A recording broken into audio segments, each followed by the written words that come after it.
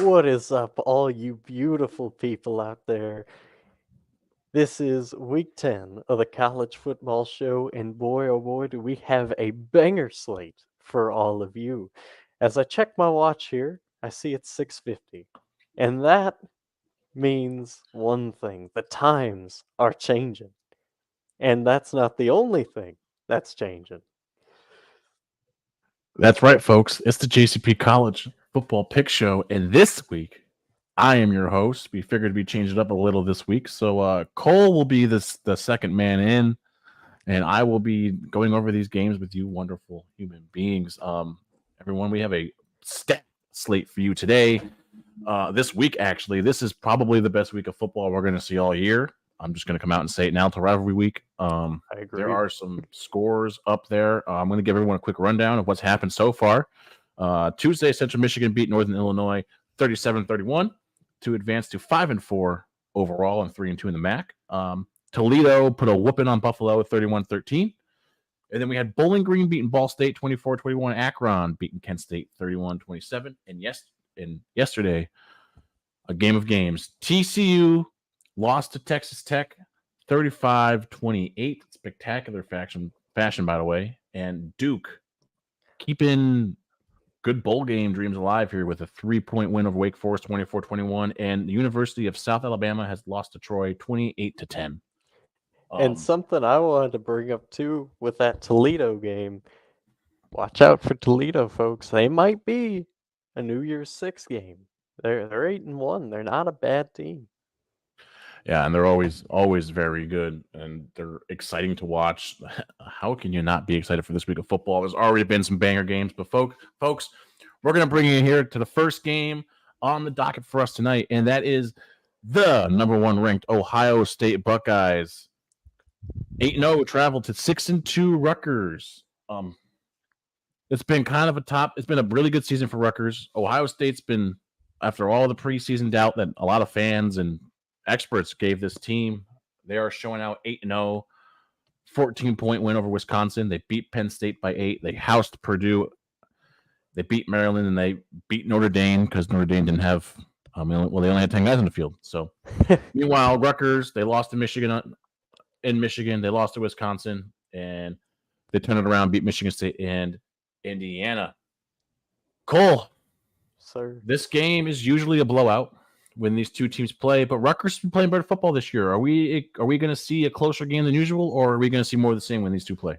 Well, I think Rutgers comes out in this game, and it really, you're already bowl eligible. You can't lose anything that's significant if you go out there and you play wild. And that's the way to win a game like this. You have to go out there, leave it all on the line. It seems like sometimes when teams have 5 wins, they get a little shaky and they feel like, okay, we have to, try to play conservative, kind of close to the best. Rutgers has that weight lifted off. With all that being said, though, I'm going to go with the Buckeyes. I think they continue on their dominant ways here, and they're an 18.5-point favorite, so I think they win and they cover this game.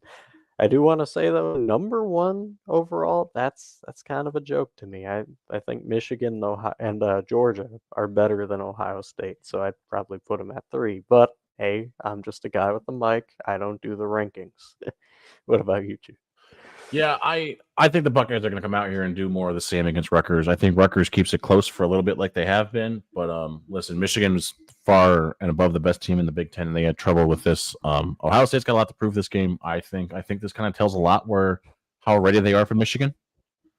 And I'm going to take Ohio State here. I think they cover too. I want to say Rutgers does something and pulls it off, but I can't pull the trigger on a Scarlet Knights just yet. You need a couple more years of this kind of football to do it, and you always choke when you play bigger teams. So. Nailed it. Next up, folks, we have a Big 12 battle for the last time. The Kansas State Wildcats at number 23 will walk on in to Longhorn Country for another conference rivalry battle. Kansas State, only 2 losses on the year, one of them to Oklahoma State.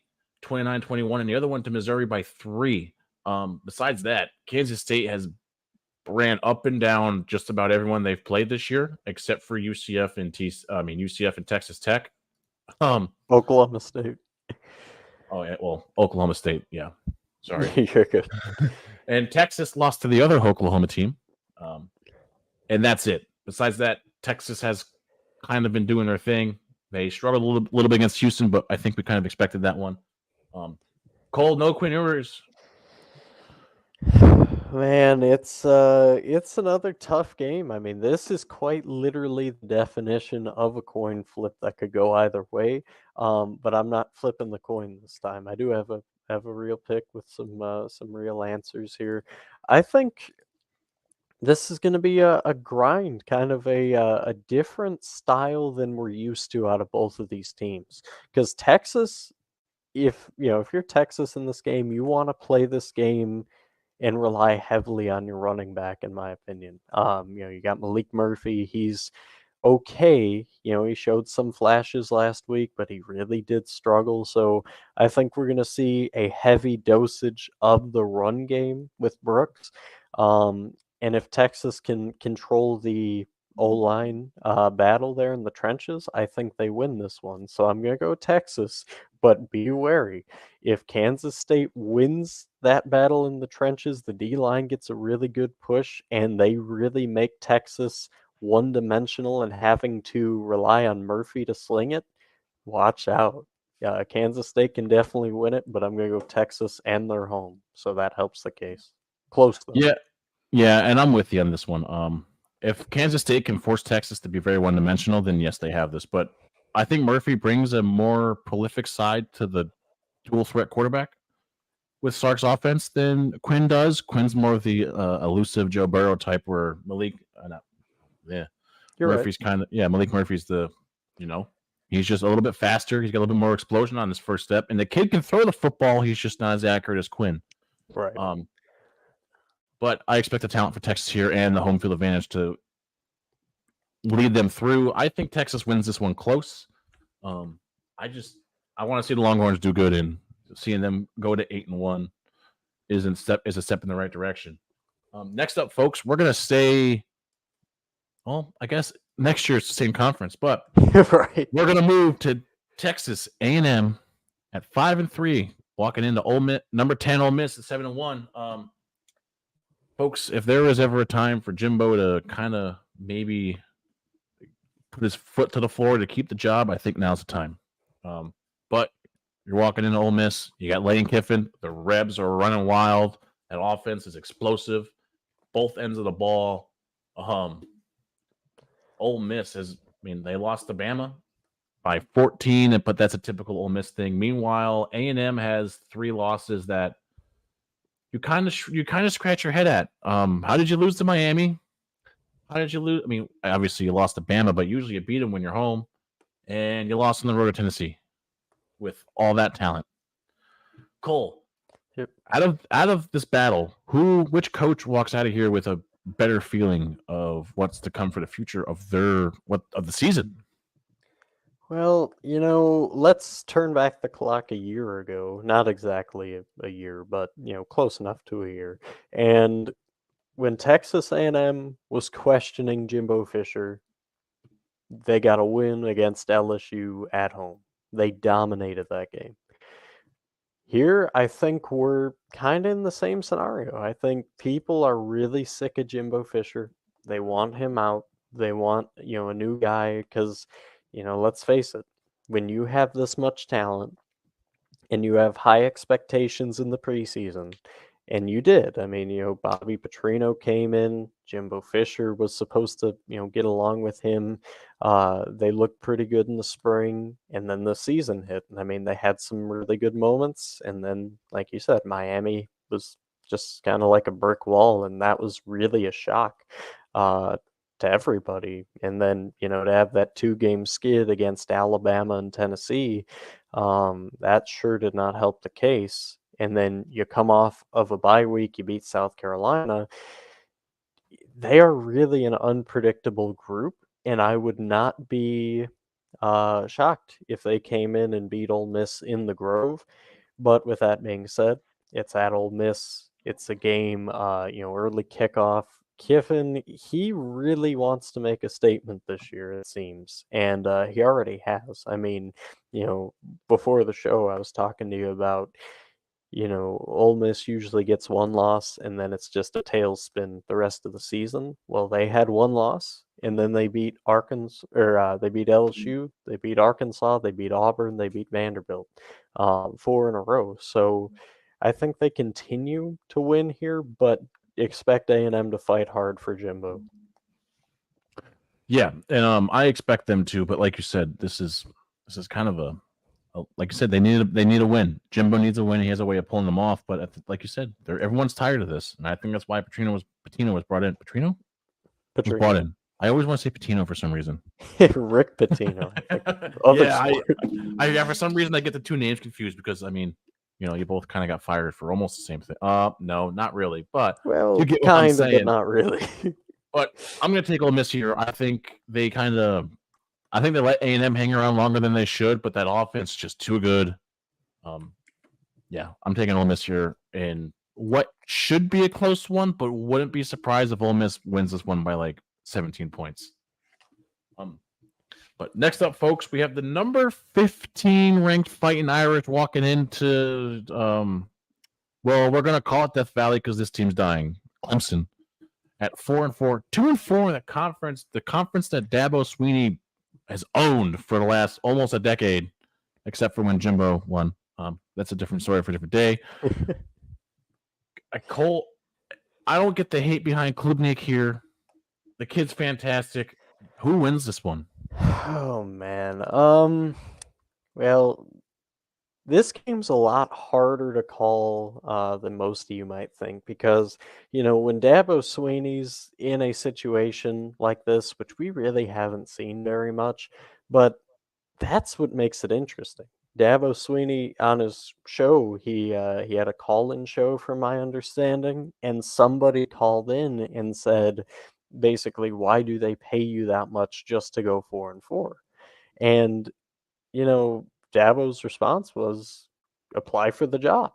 And, I think that call right there is a reason why Dabo, he's going to understand that this game is crucial if he wants to stay at Clemson.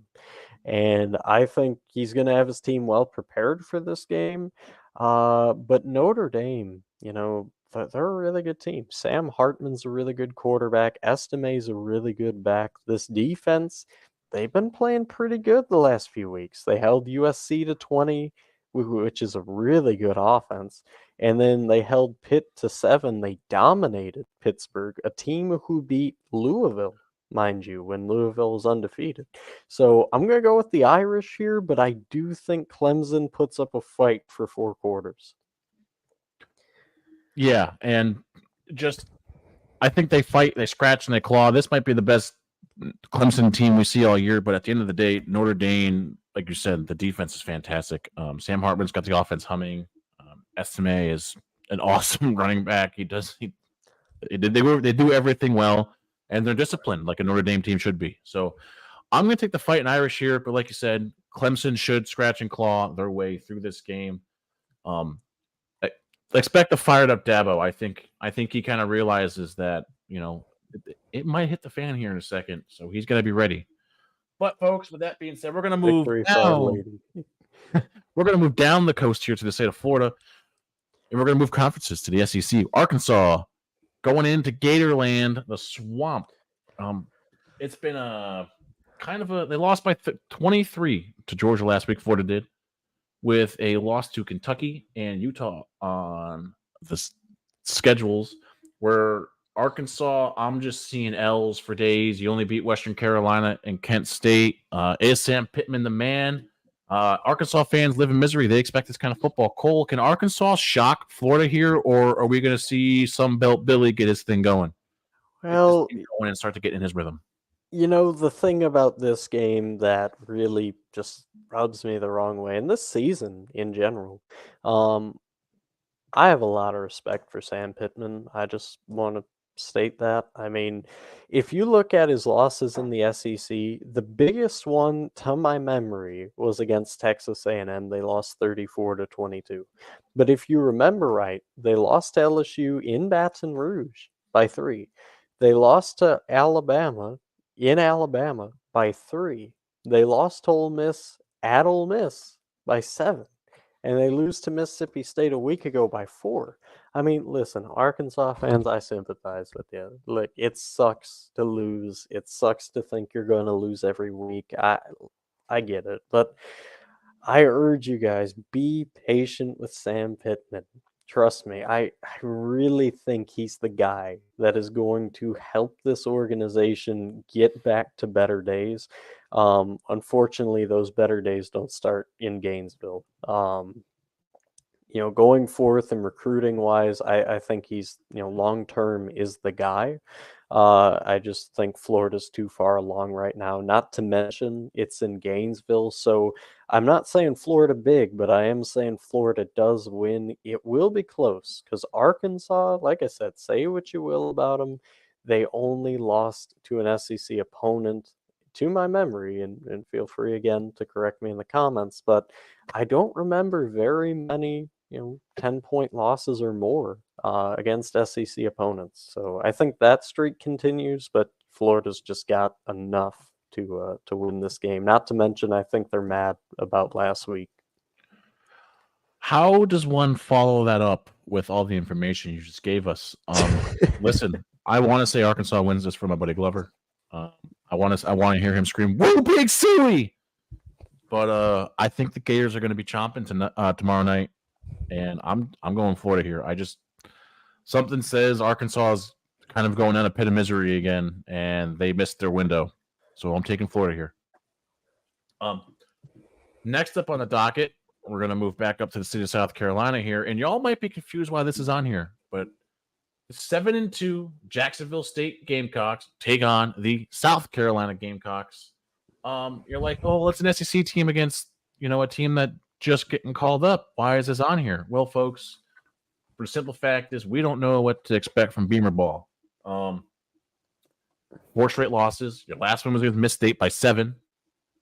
You lost to A&M by 13. You lost to Mizzou by 22 points. And you lost to Florida by 2 and Tennessee by 21. Meanwhile, Jacksonville State's got a win against Liberty, a loss against Liberty, a big win against FIU, and an overtime loss against Sam Houston State, a win against Mid-10 and Western Kentucky. With that being said, the passing ain't there for Jacksonville State. So does South Carolina tee off on this, or is this Jacksonville State team just kind of balanced and grinded out? Cole, what you got?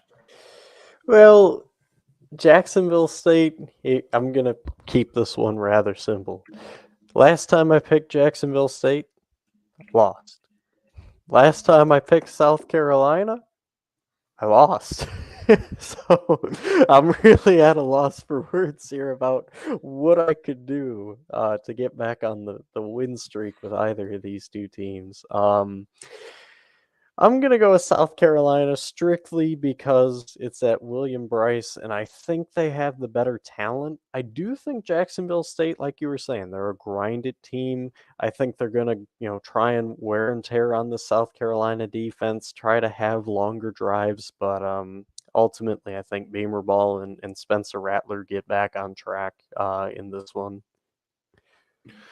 Yeah, I think Jacksonville State kind of hangs around for a little bit, but I think this is about the point in the season where I think the South Carolina team and especially Spencer Rattler kind of decide, oh, right, we play football here, not turn the ball over. Yeah, South Carolina comes out, they do their thing, they win this one. I don't think it's handedly, but I think they pull away late and the score looks bad, but you're going to look back at the film and say Jacksonville State had a chance to win this at a couple points or at least make it closer. Now we move on to the battle for the Commander-in-Chief's trophy. Air Force looks to stay unbeaten against rival Army. Now, folks, the added bonus here is Air Force beat Navy already. All Air Force has to do is beat Army, and they have the Commander-in-Chief's trophy. Army wins, they have to beat Navy for it. If Navy beats Army, I believe it goes back to Navy. I'm not quite sure, but there's a lot in the line here, a lot of pride. You got undefeated number 25 ranked Air Force hosting the Black Knights. Cole, listen. Army, after getting housed by LSU a couple weeks ago, lost a close one to UMass, and meanwhile, Air Force put up 30 against Colorado State in the snow. Well, who do you have? Sorry, Chooch, I need you to help me with this one. Do you know how many points Army scored in the last 5 games? Do you know what their highest point total was in those last 5? 24. 24 points, right, against BC. Yes. Now, what was Air Force's highest out of the last 5 games? 49. 49, that's right. And San Diego State was that team, right? And they have a better defense than Army. So I think logic points to Air Force in a big win. Last time I doubted Air Force in that they were on the show, it was the Air Force Navy game. I'm not going to make that mistake twice. So we're going with the Jet Bombers, the Falcons. Air Force wins this one, and I don't think it's close. I mean, Army's just not very good. I'm gonna. Well, I forgot what I was gonna say now, but no. I had a really good thing. Anyways, folks, Little Brother Air Force is gonna beat up on Big Brother Army, but remember, Army has gone into the Army Navy game with 2 wins before and walked out with a win. This trophy means a lot to this school. Army's going to keep this one close, but at the end of the day, I think Air Force's diversity in offense, finally an academy gets it, wins this game. I'm going Falcons. It hurts me to say that. It hurts me so much to say. I just lost a part of my soul there, folks. Now, we move on to what's probably the most exciting game here because it's usually a barn burner. Folks, we're going to Bedlam. We're going to shoot out to the OK Corral. We got the Oklahoma Sooners at 7-1 taking on the number 22 ranked Oklahoma State Cowboys at 6-2 in Oklahoma State. Cole, if I'm not going to give the background here because everyone knows Oklahoma's lost last week to Kansas. Kansas's biggest win at home in, well, forever. Right. They've been playing really good football. Besides that, Dylan Gabriel is still, to me, a Heisman finalist. He's a Heisman dark horse. You know, he's just there. I agree. He's playing great football. And Mike Gundy and the boys have got it together. I don't have to say much about the Battle of Bedlam to really get the point across here. Cole, who wins this battle and why? Oh, man. Well, let's put it this way. Oklahoma State has been playing with a fire recently. Mike Gundy has these boys playing right. Also, keep this in mind. This is the last Bedlam, possibly ever, but most likely they'll have a bowl game of some kind, or maybe Oklahoma State joins the SEC at some point. But for the foreseeable future, this is the last Bedlam. So I'm going to say that despite Oklahoma State playing their best ball, Oklahoma comes back and wins it. Dylan Gabriel is going to be a road warrior. And it's kind of fitting, honestly, because if you look at this rivalry, Oklahoma usually has the better part. And what better way would it be of a send-off than Oklahoma returning back to the way it used to be and winning Bedlam? So, yeah, give me the Sooners. Yeah. Listen, I just want to point something out here to all the folks that listen. Oklahoma lost last week. Cool. We don't care about that. You know what we care about? Great football. Yep. This is going to be a fun game, but I wouldn't be surprised if Venables has something up his sleeve for this game. To me, this means more. If you're Oklahoma, this game at the moment means more than beating Texas. But are you hungover from last week? Well, we'll find out. I think the Sooners win it last second in typical Bedlam fashion, Cole. Wow, I'd love that. Stay close. Just it's edged out. Edged out. All right, folks, we move to the lack of offense bowl. Iowa walks into Northwestern. Listen, folks, when you're starting quarterback who's played all year, only got 505 yards of passing, 4 touchdowns and 3 picks. It's lack of offense, Bull. McNamara was injured the last 2 weeks, but I know where your heart was. Shh, they don't need to know that. Iowa coming off the biggest joke in football of a call. Iowa should have won that game. They should be 7-1 right now. I'm just going to come out and say it. Iowa, you should be 7-1. They lost a heartbreaker last week, 12-10 to Minnesota. Meanwhile, Northwestern jumped on the win train against Maryland, which we didn't think was going to happen. No. I didn't, at least, after losing to Nebraska. Cole, in this battle of who's got the worst offense, who's got the better offense? Well, I think the motto that's used in this side of the Big Ten is defense is your best offense. And Iowa's got a way better defense than Northwestern. I mean, it's not even close. So I'm going to go Iowa. Defense holds out enough and special teams to win this game over Northwestern. But I know I've said this a lot this show, but this game in particular is going to be real close. I would not be shocked if this game ended 3-0. You heard it here first. Yeah, folks, I'm with Cole in this one. Don't be surprised if this game ends 3-0 and Iowa's got like maybe a 40 yards of offense. Yeah, I'm taking the Hawkeyes here. I don't trust Northwestern's consistency enough to beat Iowa here. So we're doing that. Next up, folks, we're going to stay in the conference of the Big Ten. I guess it's like the Big 14 next year, but number 11 Penn State has a possible trap game against the 5-3 Maryland Terrapins, the explosive 5-3 Maryland Terrapins in Maryland, College Station, SECU Stadium. Cole, Penn State's been on a bit of a roll here with that loss to Ohio State. They face Michigan next week. Is this a tune-up? Is this kind of a see where we're at for next week for James Franklin and test some stuff out? Or are you keeping all your cards to your chest and hope Maryland don't pull something out? Well, knowing James Franklin, he'll find some way to pull out this game. I mean, look, these are the statistics with him. He loses to Iowa occasionally. He always loses to Ohio State, and he always loses. Well, actually, no, I won't say that. He sometimes loses to Michigan. I would say every about 4 in a row games. He occasionally pulls one or so out. With Ohio State, it's like every 7 or 8 he pulls out one, so wasn't this year, obviously. With that being said, I don't foresee anything different here. I think Penn State will win, unfortunately. I say that because I really am getting sick of the same old James Franklin. But yeah, Penn State will win. They got too much talent. Drew Aller will get it together with this offense. And not to mention Maryland lost to Northwestern last week, so you can't get much worse if you're Maryland. I mean, you could lose to Vanderbilt. True. Or Very Hawaii. true. Sorry, you could lose to Hawaii. My bad. Yeah, listen, I think Penn State gets this one, but I think Maryland keeps it close. I think the offense is there. I just don't think the defensive play calling is yet for Maryland. But this is I think James Franklin's gonna kind of keep them cards, maybe show something like, hey, we're gonna maybe do this next week, and then change it up on them.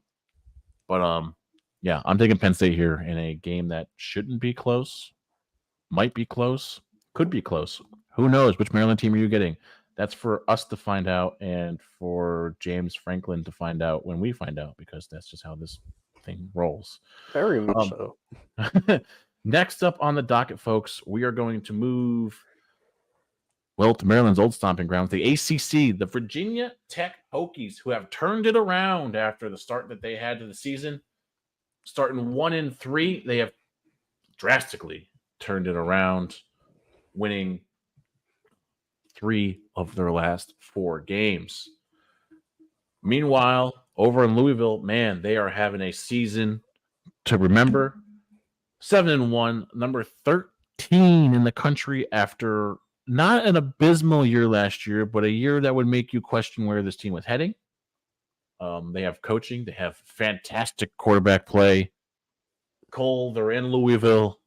Do the Hokies continue this form that we kind of expected last year and this year, or is Louisville going to keep on this roll they got here? Well, I think the tough thing about this game, and first off, I just want to give a little, shout out to Virginia Tech. Thank you for finally deciding to play football. It is a Yeah, rather nice change of pace. yeah. Um, but I think unfortunately that role that they're on is going to end. Listen, Louisville, Jeff Brom, love this guy. Look at what he did at Purdue. Now he gets more talent, and he has not squandered it. I mean, yeah, I know technically the loss to Pitt was really embarrassing, but it was It's bound Pitt. to happen. When you run a gauntlet of, the ACC, they hate each other. I mean, just like any Mm-hmm. conference in college. So you were bound to slip once. I don't think they slip again, especially being at home. So yeah, give me the Ville, but I do think Vatek is going to play with some fire. I think this is decided in the fourth quarter here. I think the Hokies come out. They keep Louisville honest this game. I think the defense is good enough to keep Louisville's offense in check. I think the offense can get enough yards and get enough plays to kind of keep the ball out of Louisville's offense's hands. But Louisville's offense is just a tad bit more explosive. The Cardinals win this one, but the Hokies, if they can keep up this form, they're in a bowl game again finally. And maybe who knows? Maybe they keep this form up. But I'm taking the Cardinal here. The Cardinals. I can't say the Cardinal. I ain't Stanford. Multiple. Multiple Knowles. Cardinals. And folks, we move to we're kind of keeping what we're gonna call it? What's that? We're gonna call it the Dukes Magic. I James like it. Madison Dukes take on the Georgia State Panthers. Now, folks, I'm gonna rant a little bit here. The unranked James Madison University Dukes take on the unranked 8-0 James Madison Dukes take on the 6-2 Georgia State Panthers. I think this JMU team could beat a few teams in the top 25.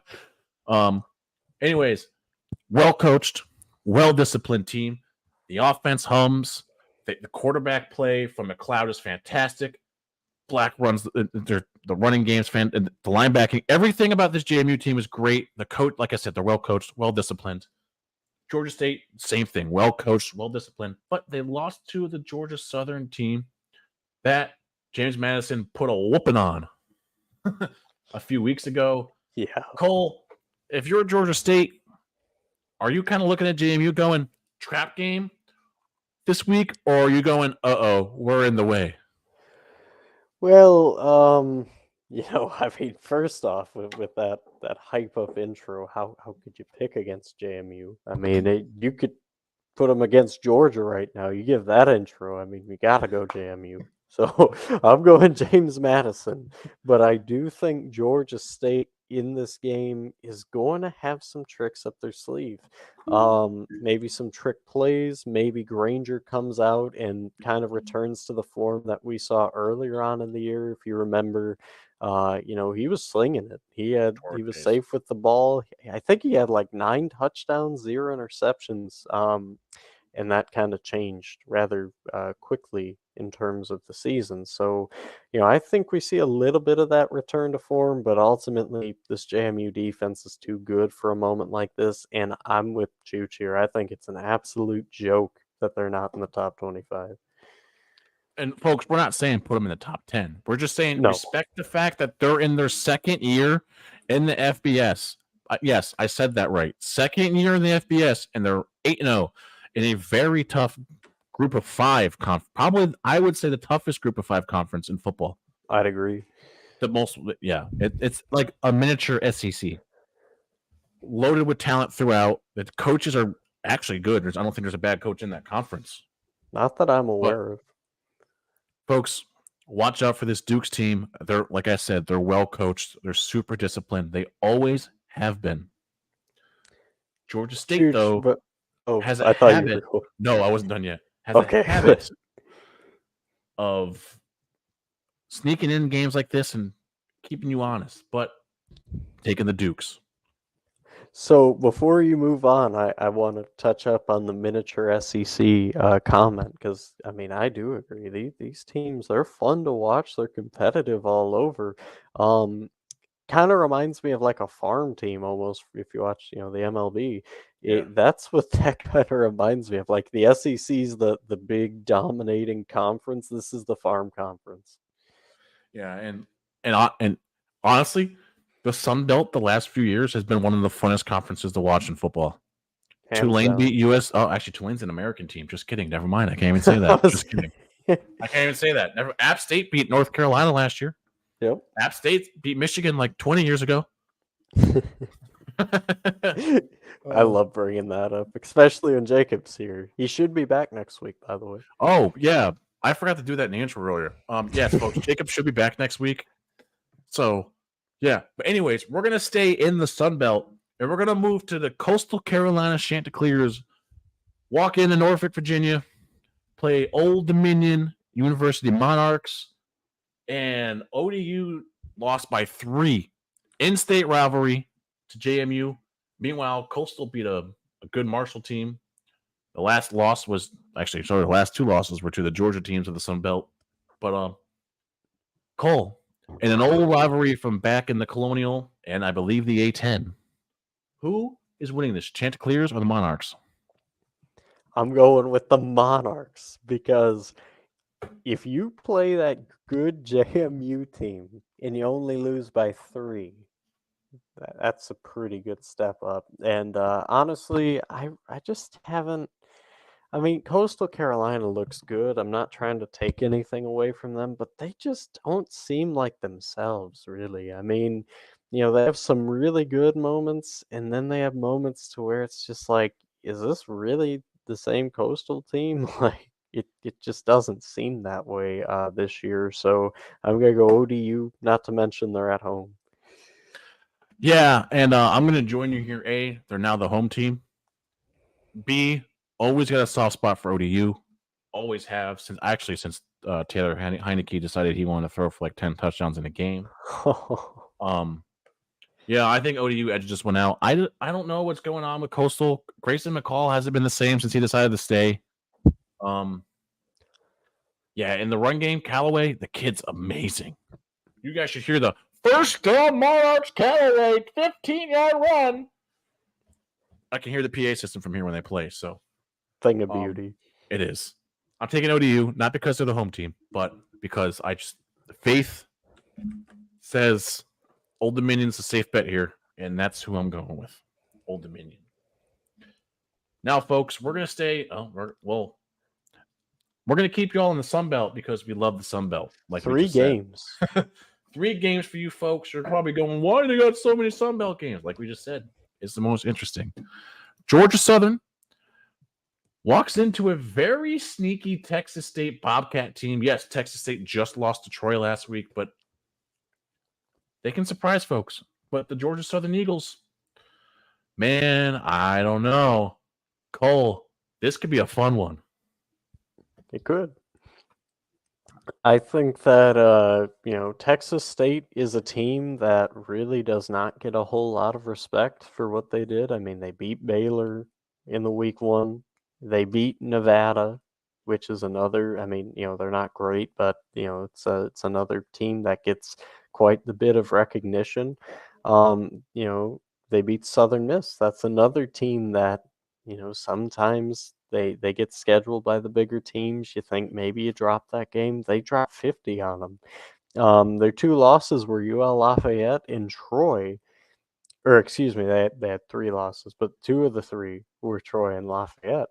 I think this team is really good. They're very, underrated. They're not talked about enough. They might be a scary bowl team, but unfortunately, we're going to have to wait for somebody else to lose to them because I'm going to go Georgia Southern here. Just because I think they're all around a little bit more balanced than this Texas State team and just a little bit more talented than this Texas State team. But, no knock on them. They've been fun to watch and they proved me right week 1. So, I'll never forget that. Thank you, Texas State. But Georgia Southern. Yeah, I'm with you here. I like the Georgia Southern Eagles. Kind of got a little bit of personal tie there. Old friend of mine used to know the coach that got fired a couple years ago for no reason because he just took over a team and they were awful. But since he got fired, this team's been winning football games, so I can't complain. But like Cole said, Georgia Southern's just a little bit better than Texas State. I can't argue against that. I'm not going to. Cole's right. Go Eagles. Hey, Now, Chooch. yeah. Chooch. For this next game, did you steal my sign? Oh, me? Yeah. I thought that was Jacob. Oh, that's who stole my sign. Yeah, I forgot. Well, did you fire the guy? Because wait, Cole, they fired Stallion, so that should make it all clear and everything, right, in the eyes of everyone ever. I mean, they couldn't just hire a new guy and have him, steal signs like Stallings did, right? So actually, I wanna talk to you about that since we're here. Yep. Quick thing before I go into the intro. I'll put the ticker up at the bottom when I get my mouse over here. Did you see that Ohio State actually called TCU to let them know that they thought Michigan was stealing their signs? So TCU used dummy signs. Yes, Sony in the playoff game. That's genius. Absolutely stunning. It's beautiful. Listen. Stunning. And, hey, also Ryan Day, someone buy that man a beer for that. Yeah, I mean, I don't really like Ryan Day in Ohio State that much, but like, hey, that was a game recognized game, especially against your rival. Like, way to go. Just sticking it to him one game at a time, right? Heck You yeah. can't beat him on the field, but you're gonna beat him off. Wait. Exactly. Anyways, the Purdue Boilermakers walk into, well, I'm going to call it the madhouse in Michigan because it's a madhouse. Purdue 2-6. Then Michigan, it's the Wolverine den, whatever. 8-0, number 3 in the country. Like Cole said, they should be the 2 or the 1. I agree, but I mean, you haven't given up points. You haven't played anyone. You only played like one legit offense all year. As Michigan, actually, you haven't played any legit offenses all year. Just kidding. So, Cole, if you're Michigan here, is this a trap game? Because I'll tell you what, Purdue might have lost to Ohio State by a lot, but they only lost Nebraska by a lot too. 17 to be exact. Do the Boilermakers is the momentum for the Boilermakers shifting from Ohio State to Michigan? And remember, Michigan's coming off a bye. And all this stuff they've had here the last week and a half. Could they be distracted, Cole? Well, man, nobody gives Purdue more of a chance to get an upset than me. I love when they're in this situation. He's not wrong. But you would be crazy to pick Purdue in this game. Michigan's playing at a different level in terms of Big Ten teams. I'm not saying nation wise, but I think Michigan continues their hold on the Big Ten. Sadly, no upset this time, but I would love to see it. Purdue, if you want to shock me, that would be phenomenal. So please, do that, but I can't. I can't risk that on the pick show. Michigan, they're a 32.5-point favorite. They don't cover. They're close to covering, but they don't cover. Michigan. Yeah, I'm with Cole on this. Listen, Michigan hasn't played any offenses, so we don't know how good the defense actually is. Yep. With that being said, they're not playing an offense, so they should blow them out. I'm going to go Wolverines here. Listen, Purdue, you need at least another year before you can at least attempt to upset them or Michigan. But if you do, none of us here are going to be that mad. Okay? Except maybe Jacob, but Homer. Homer. But Michigan wins this one. The offense is rolling. Harbaugh is Harbaugh. You can't really complain about it. But watch out for the distractions. Purdue can sneak up and is known to sneak up on you when you least expect it. We're going to move to 2 future, Big Ten conference teams. We're going to move to the top 25 showdown of the fumbling USC Trojans are collapsing worse than the Civilization did. Are taking on the number 5 Washington Huskies Cole, Washington, playing amazing football, insanely athletic defense. Penix Jr., probably the best. I'm going to say this, Caleb, and I'm just going to say it flat out. Penix is the best quarterback in football the way this man slings it. He's accurate, and he's just impressive to watch. Meanwhile, USC, 2 losses. They barely took a 50-point job to beat Cal. Cole, if you're USC, are you looking at Washington going, oh, not again? Well, I want this to be known before I pick here. Washington, last 4 games, they have not won a game in double digits. Out of the last 4. They beat Arizona by 7. They beat Oregon by 3. They beat Arizona State by 8. And they beat Stanford by 9. No double-digit wins in the last 4.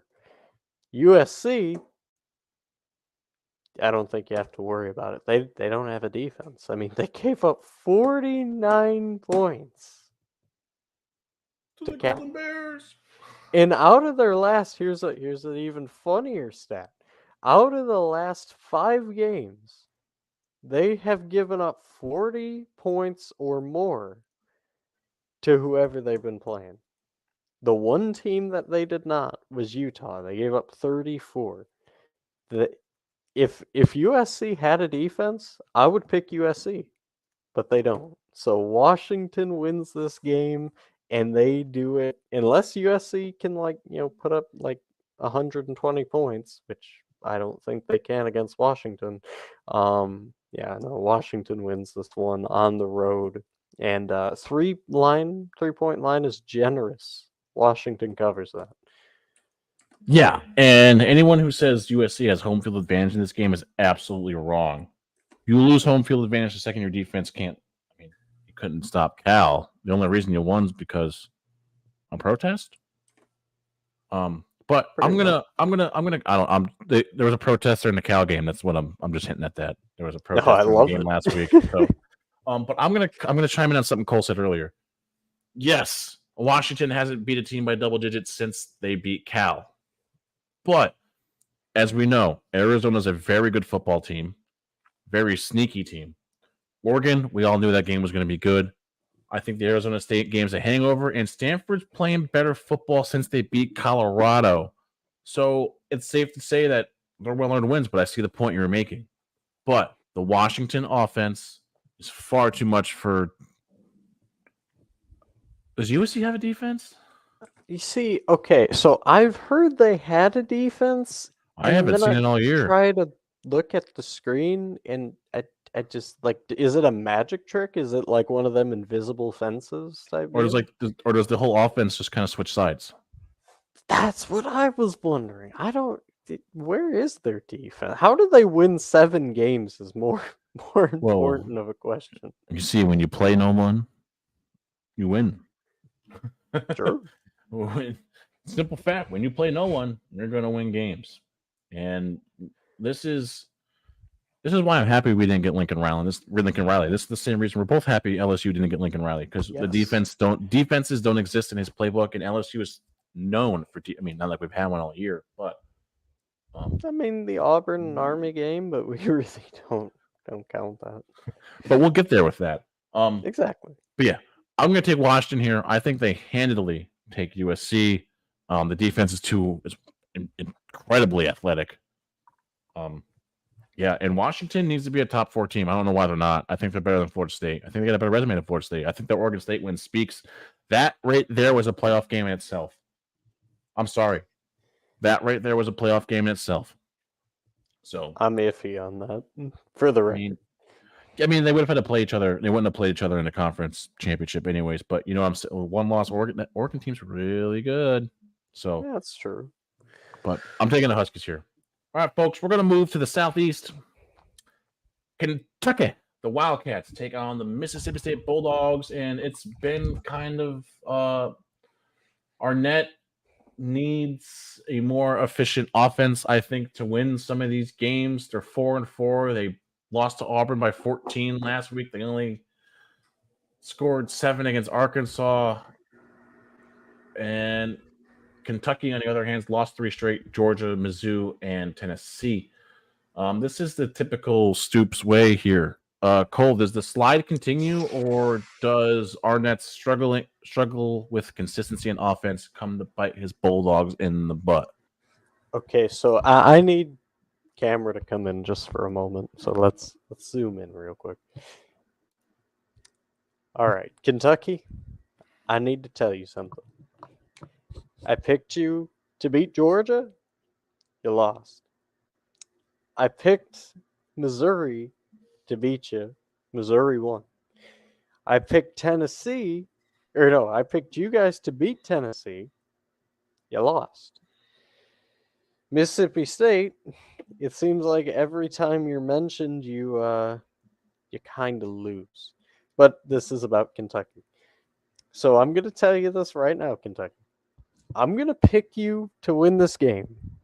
And if you lose, mark this down, I will not pick you another time this year. So win, or you are going to be assaulted every show that you are on. Pick your poison. You know, I like that, Cole. I like that a lot. That was beautiful. Yes. I agree. Kentucky, do your thing. You have Leary, Stoops, figure it out. You do this every year. I don't know why I get it. Building championship at some point, you know. But I'm taking Kentucky in a close game. It's only close because they're in Miss State.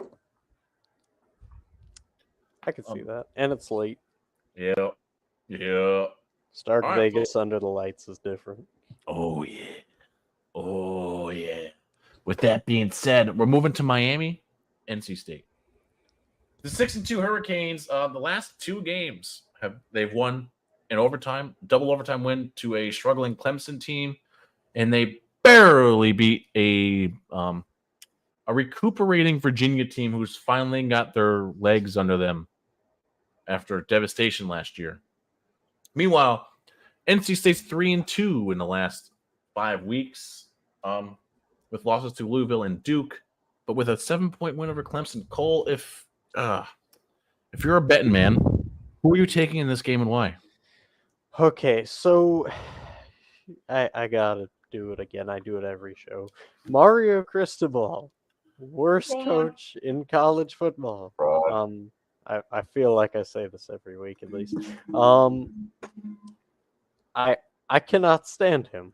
Anytime he plays a good coach, aside from Dabo, because let's just be honest, if Dabo got the play in that was supposed to be run, the game would have been tied and you guys probably would have lost, but you guys can thank Cade Klubnik for keeping the ball on a read option that really wasn't supposed to be a read option. So, Miami fans, I know you might be laughing a little bit. You're like, haha, we're already 6-2. That guy's an idiot. Expect this every year because the thing about Cristobal, he might have a decent regular season, but he will not lead you to a Final Four. I guess it's 12 next year, so he might do that every now and again, and you'll get humiliated by whoever you play. But that's aside from the point. Here's the facts. Miami's going to win this game because NC State, whenever they're in a big moment that could help them, they're somehow worse than Cristobal. It really doesn't make sense. But yeah, NC State's not ready to take the step, unfortunately. And Mario Cristobal is going to ease his way into another win that he should lose. I don't hate you, Mario, but I'm calling you out on the fraud that you are. You're not a good coach. Period. And yeah. Wait. You wrecked Oregon. He did. But I'm going to take NC State here. I think the offense plan is supposed to figure it out. I'm not even going to talk about Miami because I don't want to. You're embarrassing. The U ain't anything anymore. Remember when that U used to mean something? Whenever they came to town, it was, oh God, the The bad guys are here. Now it's, oh, Miami's in town? Okay, cool. Should be a good game. Should be. But yeah, I'm taking the Wolfpack here in a very, very close game. It just something's just telling me, don't take Miami, take NC State. They know what they're doing. So I'm taking the Wolfpack here, Cole. I hope you're right. I hope so too. I mean, I called the Louisville game earlier this year, so that's true. Oh, everyone was like, they're not going to win. Okay. Louisville's that good. You know what it was? I had happened to watch a college football show before we had that episode, and they were talking about how good Louisville's offense is, and I was like, huh, they're actually right. And that's why I picked that. So whatever show that was, thanks. But we're gonna move shout out random show. We're gonna move across the country to another free fall here, but I don't think it's his fault. The number 16 Oregon State Beavers walk into Boulder, Colorado. Take on the 4-4 Buffs. Deion's boys. Listen, Shedor's got 22 touchdowns, 3 picks, but undisciplined. These boys are playing with an attitude that they shouldn't have. It's actually kind of embarrassing to watch as a purist. Deion, I'm pretty sure Deion reams them out every game. Cole, if you're Oregon State, are you looking at Colorado going, we could lose this game? Or are you saying, just get in their heads and we got the game won already? So I think this game is just going to be a result of Oregon State football. And what I mean by this is Oregon State has a tendency, and it's like one of the stupidest tendencies in the nation, but it happens at like pretty much every year. They play good for a little bit. They get ranked. They get excited about being ranked. And then they lose games they shouldn't. Now, I'm not going to say that has fully happened this year. I mean, Arizona's a good team. I don't hold that against you. Washington State's a good team. I don't hold it against you. I mean, when you played them, now they kind of suck, but that's another story for another time. But the part that nobody knows is, does Colorado have a little bit of Stanford in them under Deion? Can they come up and beat a team that nobody really expects them to win, and they win? I'm going to say they do.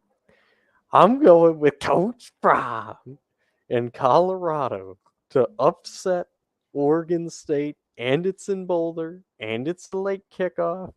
And honestly, Oregon State's just really not been impressive to me. I mean, they were for a little bit, and then they lost to Zona. And again, like I'm saying, like, it's not an embarrassing loss. It's not a bad loss. It's just, it kind of took away my respect for them almost. So I think they're going to continue in a downward way, and Colorado gets a much needed win and are start to head back to the direction of at least bowl eligibility.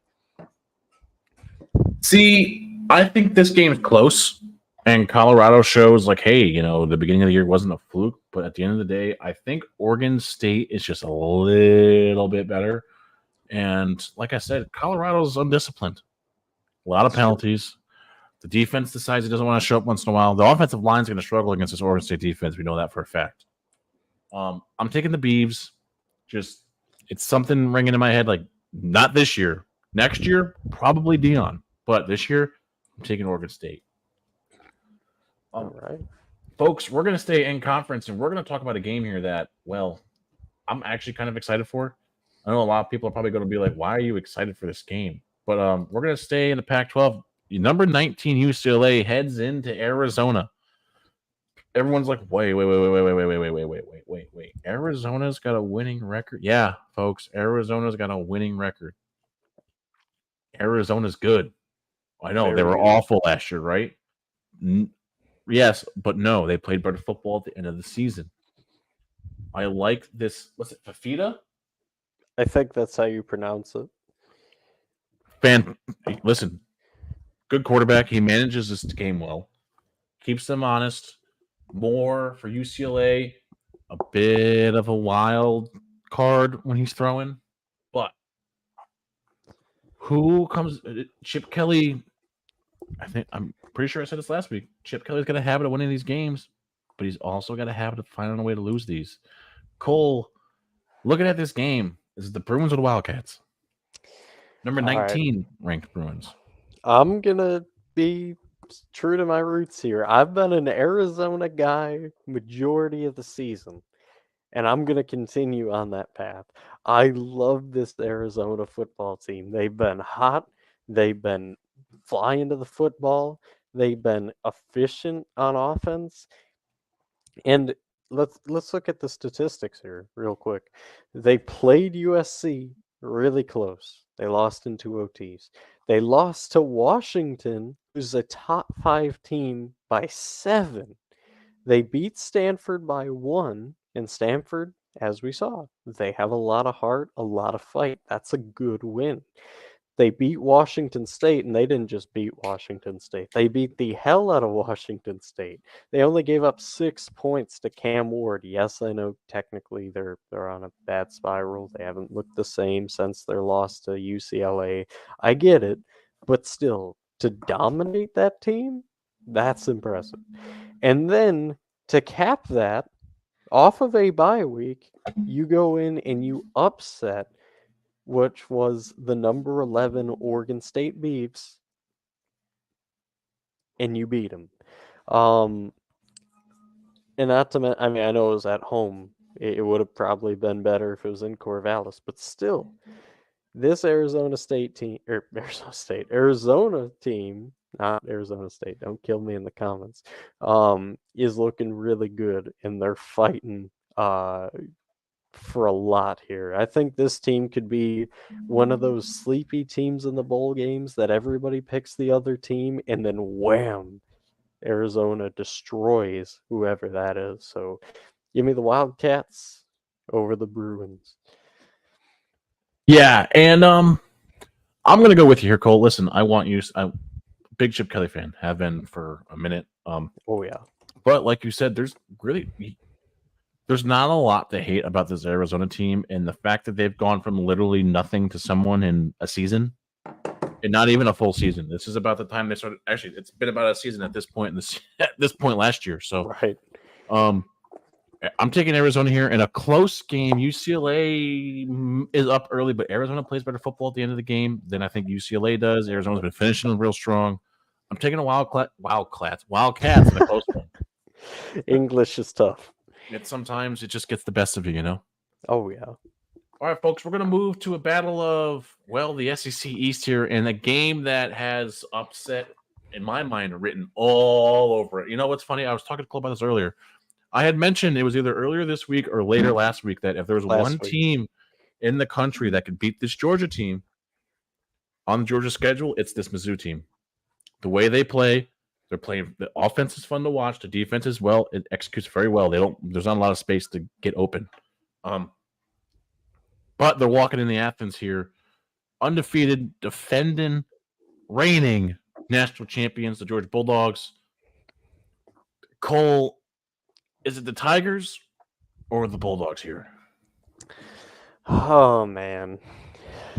See, I love Mizzou.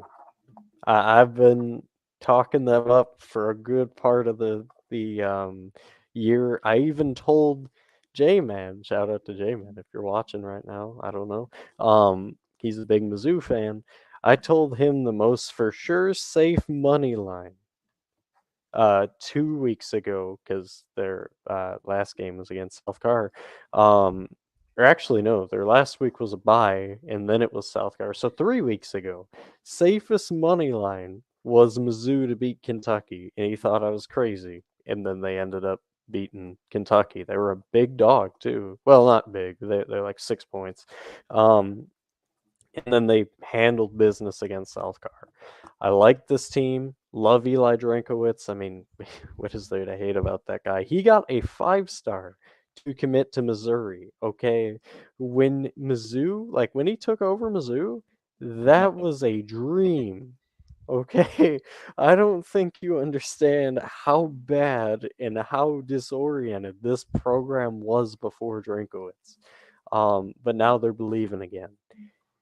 However, I picked Kentucky to beat Georgia. That didn't happen. I picked Florida to beat Georgia a week ago. That didn't happen. I'm not picking against Georgia this week. Look, Mizzou, if you want to beat Georgia, that would be cool. I'd be cool with that. But I cannot pick against Georgia. Every time this team's doubted, they win. And unfortunately, like I said, I say this with a heavy heart, Georgia wins this game. Yeah. So, like I said, if there's one team that can beat Georgia, it's Mizzou. And that's this week. I think Mizzou comes in here, and I think Kirby mentally leaves too much time on the clock for Mizzou. The offense marches it down the field, and they win it by a field goal or they win it by 2.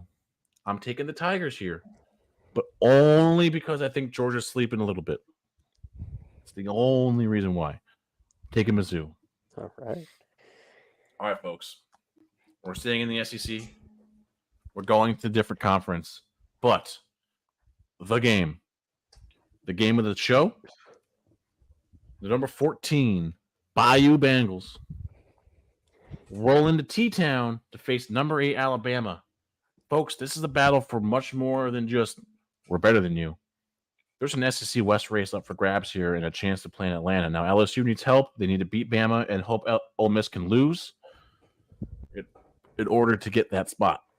Because if you don't remember correctly, LSU has a loss to Ole Miss. LSU needs to play better defensive football throughout the game. They can't be shoddy. And listen, the offense has no trouble moving it down the field. So I'm going to take LSU here because I want Cole to finish this one out because he's going to give y'all everything you need to know for this pick. But I'm going to take the Tigers in a close game over Bama again, but it's not decided in overtime. It's decided in the last 5. I don't think this is Jaden's game. I think this is a running back's delight tomorrow night. So, hey, we rhyming.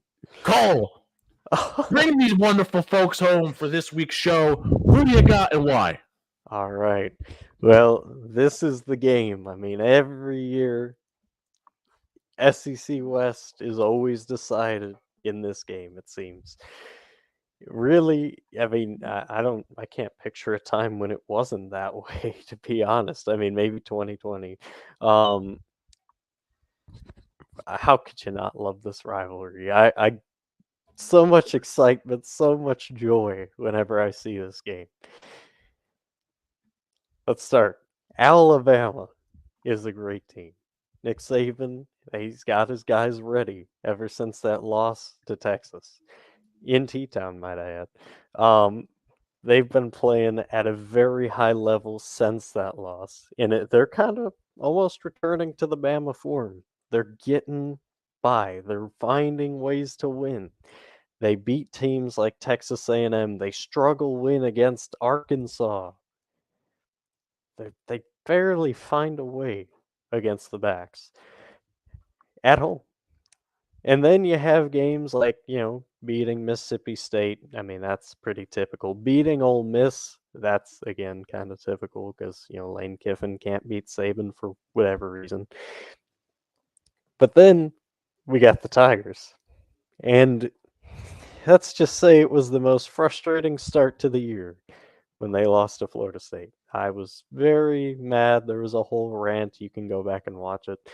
And then they had some moments of joy. They beat Grambling, they beat Miss State, then they roll in, they lose to Mississippi. That one was also just horrible. I don't know what happened there. Then they catch some momentum. They beat Auburn, they beat Army, they shut out Army, and the defense all of a sudden looks good. That's the season breakdown for both these two teams.